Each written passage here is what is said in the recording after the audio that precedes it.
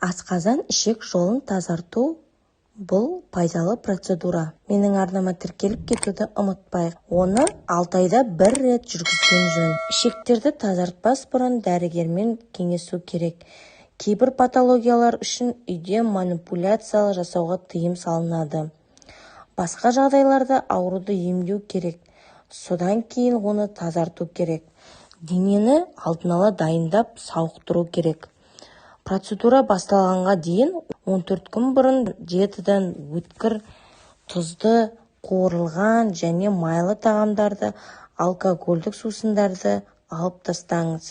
Тоқ-ішек дегеніміз не? Маған тоқ-ішекті тазарту керек пе деген сұрақтар қойылады. Ас қорыту жүйесіндегі маңызды мүшелердің бірі тоқ-ішек.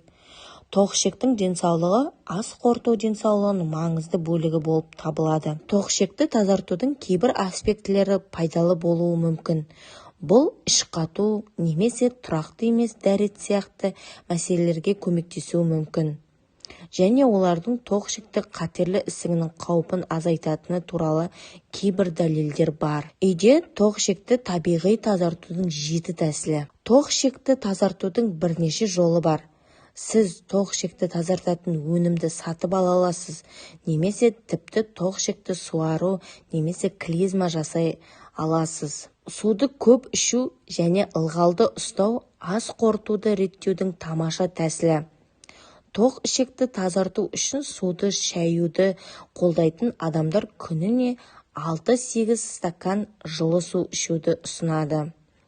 Сондай-ақ құрамында суы жоғары тағамдарды көп жеуге тырысыңыз. Бұған қарбыз, қызанақ, салат және балдыркөк сияқты жемістер мен көкөністер кіреді. Шын мәнінде диета арқылы тоқ-ішекті табиғи түрде тазартуға көмектесетін көптеген тағамдар бар. Тұзды судың ағуы. Сіз сондай-ақ тұзды сумен шайып көруге болады. Бұл әсіресе іш қату мен бұзылулардан зардап шеккен адамдарға ұсынылады. 2010 жылы жүргізілген зерттеу кейбір йога позаларымен үйлескенде тұзды судың тоқ-ішекте тазаруы мүмкін екенін көрсетті. Таңертең тамақ ішер алдында 2 шай қасық тұзды жылы сумен араластырыңыз. Теңіз тұзы мен немесе Гималай тұзы ұсынылады. Аш қарынға суды тез ішіңіз. Бірнеше минуттан кейін сіз ваннаға барғыңыз келетіні сезінуіңіз мүмкін. Мұны таңертең немесе кешке жасаңыз. Және тазалаудан кейін ваннаның жанына біраз уақыт үйде болыңыз. Сізге бірнеше рет ваннаға бару қажет болады. Шырындар мен смузиларды дайындау. Шырындар танымал тоқ-ішек тазартқыштар. Олар жеміс, көкөніс шырындары сияқты ораза және тазарту кіреді. Шырындарды және шырындарды қалыпты қабылдау сізге жақсы болуы мүмкін. Шырын қоспаларында ас қорытуды жақсартатын кейбір талшықтар мен қоректік заттар бар.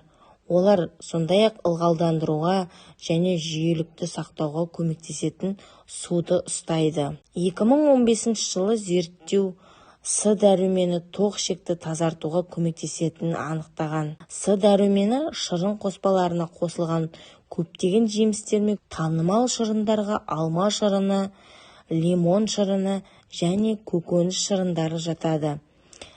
Кейбір диетологтар тоқ-ішек пен жалпы денсаулық үшін шырындардың үстіне смузиларды ұсынады. Шырын сығу кезінде целлюлозасы мен қабықтар жойылатындықтан шырындарды талшық аз болады.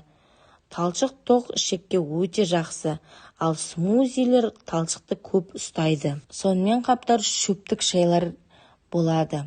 Кейбір шөп шайларын ішу тоқ-ішек арқылы ас қорытуды жақсартуға көмектеседі. Псили, алоэ вера, зефир тамыры мен және тайғақ қарағаш сияқты іш жүргізетін шөптер іш қатуға көмектеседі. Бұл шөптерді қолданар алдында дәрігеріңізбен сөйлесіп, нұсқаулықтарды мұқият орындаңыз. Сондай-ақ оларды үнемі пайдаланыңыз, әйтпесе олар зиянды болуы мүмкін. Зімбір, сарымсақ және каян бұрышы сияқты басқа шөптерде микробқа қарсы фитохимиялық заттар бар. олар зиянды бактерияларды жояды деп саналады. Тоқ ішекті тазартқан кезде абай болып тазартқан жөн. Келесі видеода кездескенше сау болыңыздар.